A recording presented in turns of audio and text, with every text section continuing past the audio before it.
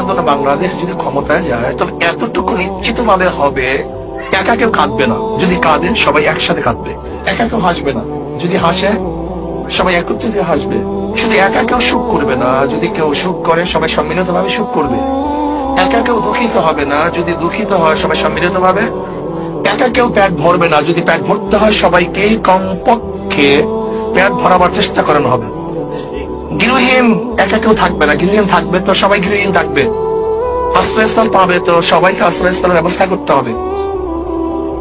কেউ তো হাজারো কোটি টাকার বস্ত্র পরিধান করবে আর কেউ উলঙ্গ অবস্থায় রাস্তায় হাঁটবে, এটা হবে না।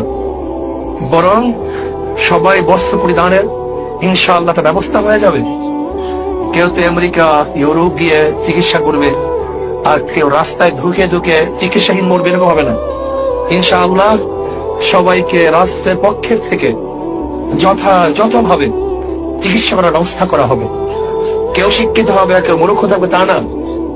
রাষ্ট্রীয় ভাবে সবাইকে উচ্চ শিক্ষা শিক্ষিত করার ব্যবস্থা ইনশাআল্লাহ করা হবে। ইসলামী আন্দোলন বাংলাদেশ কোনদিন ক্ষমতায় যায়।